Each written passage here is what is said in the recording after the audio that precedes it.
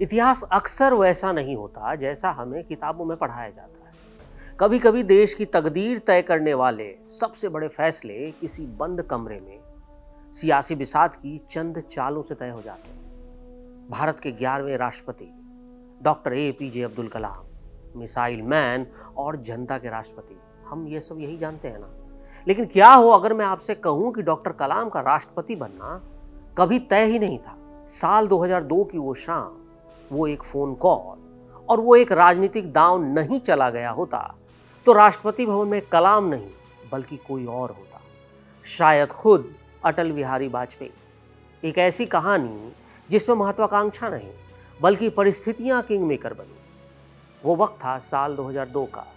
भारतीय राजनीति के लिए ये वो दौर था जब सतह पर तो सब कुछ शांत दिख रहा था, लेकिन अंदर एक बड़ी सी बेचैनी फैली थी। KR नारायण का राष्ट्रपति कार्यकाल खत्म हो रहा था। देश को एक नए प्रथम नागरिक की तलाश थी। लेकिन NDA गठबंधन के भीतर सब कुछ एक सुर में जैसा नहीं था।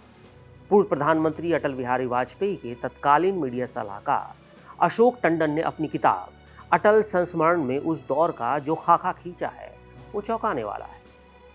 उस वक्त भारतीय जनता पार्टी के कुछ कद्दावर नेताओं और RSS के एक धड़े की राय थी कि प्रधानमंत्री अटल बिहारी वाजपेयी को प्रमोट करके राष्ट्रपति बना दिया जाए और देश की कमान लाल कृष्ण आडवाणी को सौंप दी जाए। संघ के अंदर सरकार के कुछ फैसलों को लेकर गहरी बेचैनी थी और सत्ता का यह ट्रांसफर उस बेचैनी को शांत करने का एक फॉर्मूला माना जा रहा था। लेकिन वाजपेयी वो सिर्फ नेता नहीं बल्कि एक स्टेट्समैन थे। उन्होंने इस प्रस्ताव को सिरे से खारिज कर दिया। उनका तर्क स्पष्ट था, एक बहुमत वाली सरकार का लोकप्रिय प्रधानमंत्री अगर अपनी कुर्सी छोड़कर राष्ट्रपति बन जाए तो ये भारतीय संसदीय लोकतंत्र के लिए कोई अच्छी परंपरा नहीं साबित होगी। वाजपेयी जी ने खुद को इस रेस से बाहर कर लिया, लेकिन सवाल अब भी वही था कि वाजपेयी नहीं तो फिर कौन। और फिर यहीं से शुरू हुआ आजाद भारत की राजनीति का सबसे बड़ा माइंड गेम। संघ परिवार के बारे में एक बात कही जाती है, वहां कोई भी फैसला कल की सुबह को देखकर नहीं लिया जाता। वहां फैसले अगले 10 साल 20 साल की राजनीतिक जमीन तैयार करने के लिए होते हैं, वो तत्कालीन नहीं होते। संगठन और प्रधानमंत्री कार्यालय ने एक नाम निकाला, PC अलेक्जेंडर। वो तत्कालीन महाराष्ट्र के राज्यपाल थे। अलेक्जेंडर का प्रोफाइल बहुत मजबूत था। वो इंदिरा गांधी के सबसे भरोसेमंद प्रधान सचिव रह चुके थे। लेकिन उन्हें राष्ट्रपति बनाने के पीछे की रणनीति सिर्फ उनका तजुर्बा भर नहीं था, रणनीति और कुछ और ही थी। अशोक टंडन लिखते हैं कि इसके पीछे एक खामोश राजनीतिक प्रतिरोध था। तर्क ये था कि अगर PC अलेक्जेंडर, जो कि ईसाई धर्म से आते थे, राष्ट्रपति बन जाते हैं तो कांग्रेस अध्यक्ष सोनिया गांधी असहज हो जाएंगे। क्यों?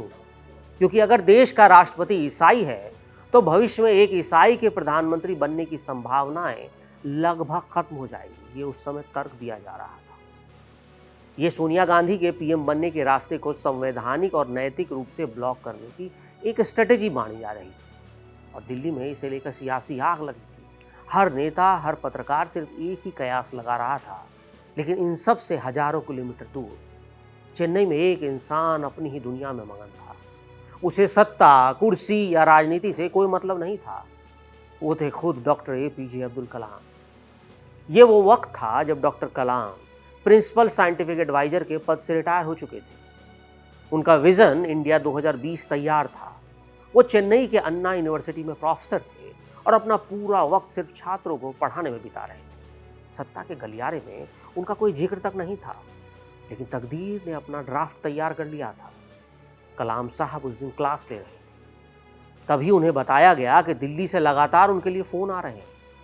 लेकिन असली ट्विस्ट तब आया जब प्रधानमंत्री वाजपेयी का फोन आने से ठीक पहले आंध्र प्रदेश के तत्कालीन मुख्यमंत्री चंद्रबाबू नायडू ने ही कलाम को फोन मिला दिया। नायडू, जो NDA के एक अहम रणनीतिकार थे, उन्होंने कलाम से कहा, प्रोफेसर कलाम, थोड़ी देर में प्रधानमंत्री आपसे एक बहुत जरूरी मुद्दे पर बात करेंगे। मेरी आपसे गुजारिश है, प्लीज आप उन्हें ना मत कहिएगा। कलाम अभी कुछ समझ पाते, थोड़ी देर बाद वो ऐतिहासिक फोन कॉल भी आ गया। दूसरी तरफ खुद भारत के प्रधानमंत्री अटल बिहारी वाजपेयी फोन पर थे। अशोक टंडन के मुताबिक वाजपेयी जी ने सीधे मुद्दे पर आ गए। उन्होंने फोन पर कहा, कलाम जी, मैं सर्वदलीय बैठक से लौट रहा हूं। देश के लगभग सभी राजनीतिक दल आपको भारत का राष्ट्रपति देखना चाहते हैं। मुझे इस पर एक सहमति चाहिए। ऐलान आज रात में ही होना है। और इसके बाद वाजपेयी जी ने जो कहा वो इतिहास बन गया। उन्होंने कहा, कलाम जी, मुझे आपसे सिर्फ एक हाँ चाहिए, ना नहीं। देश का सबसे बड़ा पद, दुनिया का सबसे बड़ा लोकतंत्र, कोई भी आम इंसान होता तो मानो खुशी में उछल पड़ता, लेकिन कलाम आम नहीं थे। उन्होंने फोन पर तुरंत हामी नहीं भरी। कलाम साहब ने वाजपेयी जी से कहा, मुझे सोचने के लिए 2 घंटे का वक्त चाहिए। 2 घंटे। दिल्ली की सांसें रुकी थी। ये 2 घंटे कलाम ने क्यों मांगे? क्योंकि वो एक वैज्ञानिक थे। वो किसी राजनीतिक दल का मोहरा नहीं बनना चाहते। वो जानते थे कि अगर उन्हें इस पद पर जाना है तो वो एनडीए या यूपीए के नहीं बल्कि भारत के राष्ट्रपति बनकर जाएंगे। और 2 घंटे बाद डॉक्टर कलाम ने दिल्ली फोन घुमाया। उन्होंने वाजपेयी को अपनी सहमति तो दे दी, लेकिन एक शर्त के साथ। शर्त ये थी कि मैं तभी उम्मीदवार बनूंगा जब मेरा नाम सर्वसम्मति से तय हो। मैं किसी पार्टी का उम्मीदवार नहीं बनूंगा। अटल बिहारी वाजपेयी जी को तो यही चाहिए था। उन्होंने तुरंत इस शर्त को स्वीकार कर लिया। राष्ट्रपति उम्मीदवार के नाम पर आम सहमति बनाने के लिए वाजपेयी जी ने कांग्रेस अध्यक्ष सोनिया गांधी, प्रणब मुखर्जी और डॉक्टर मनमोहन सिंह को बातचीत के लिए बुलाया। विपक्ष इस तैयारी के साथ आया था कि सरकार शायद पीसी अलेक्जेंडर या किसी अन्य बीजेपी नेता का नाम आगे करेगी, जिसका उन्हें विरोध करना है। लेकिन जैसे ही मीटिंग शुरू हुई, वाजपेयी ने अपनी जेब से वो ट्रम्प कार्ड निकाल दिया। उन्होंने आधिकारिक रूप से डॉक्टर एपीजे अब्दुल कलाम का नाम मेज पर सामने रख दिया। अशोक टंडन अपनी किताब में लिखते हैं, उस कमरे में कुछ पल के लिए मानो एकदम सन्नाटा छा गया। सब स्तब्ध थे उस समय, कांग्रेस के सभी नेता।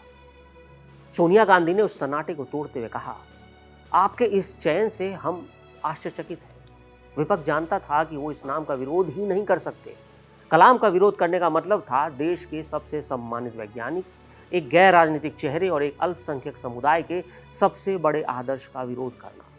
सोनिया गांधी ने कहा, हमारे पास समर्थन देने के अलावा और कोई विकल्प नहीं दिखता, लेकिन हम अपनी पार्टी में चर्चा करेंगे।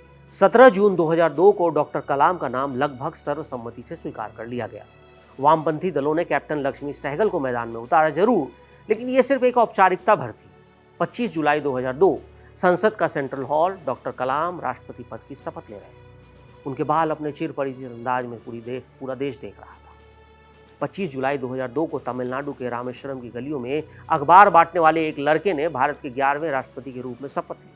डॉक्टर कलाम उन विरले नेताओं में से थे जिनकी पहचान राजनीति से नहीं बल्कि विज्ञान, शिक्षा और राष्ट्र निर्माण से बनी थी। भारतीय अंतरिक्ष कार्यक्रम, SLV-3, अग्नि और पृथ्वी मिसाइलों का विकास और 1998 का पोखरण परमाणु परीक्षण, उन्होंने देश को सामरिक रूप से अजेय बना दिया था।